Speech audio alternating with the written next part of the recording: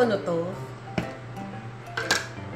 Binigyan ako ng kapitbahay namin ng dried kamyas. Dahil catering is life, motherhood is lifer, and TikTok is lifest, gagawa tayo today ng sinaing na panige.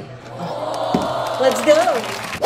Fried tanige, liempo, 2 whole diced onion, red onion, 2 bulbs crushed garlic, luya, depends on how much you need, tanglad, sili na green, 2 cups coconut milk, premix na yan, konting patis, 1/4 ounce, 1/4 cup vinegar. So yung masaya dito sa Batangas, maraming kamyas at maraming binibigay yung mga neighbors. So we have here dried kamyas. Bigay ng kapitbahay namin. Ito siyang mga pampaasim nila sa sinaing na tulingan.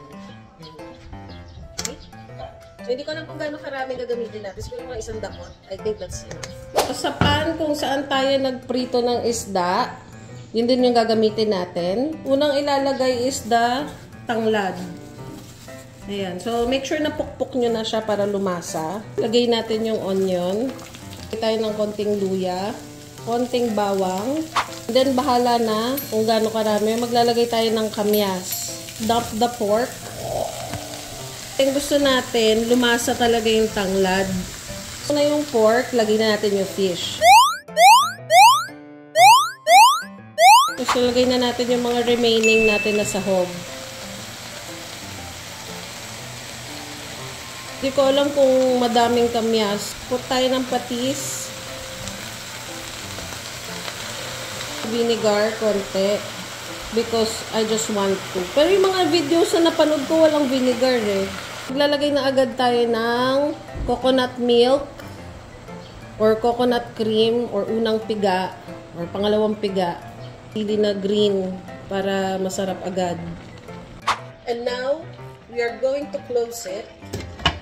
And we're going to wait until malutog yung pork. Dali lang, diba? Lagay tubig. Mga kalahating tasa lang, ganun. Nakalimutan ko pala maglagay ng black peppercorn. The remaining amount of gata that we have. Check if the pork is soft, is tender. Malambot na. Pwede nang ilagay sa ilalim yung pishda. Too sour! Lagay pa tayo konting, adjust pa natin, konting patis pa.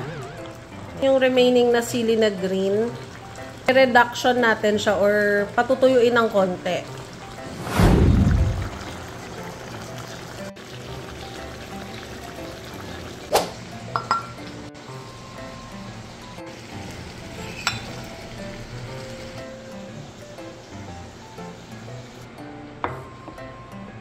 First time kong kakain ng kamyas on its own. Let's try.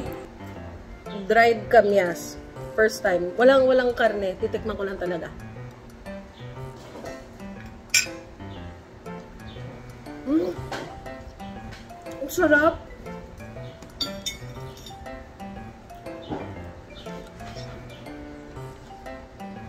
Hindi ko ma-describe.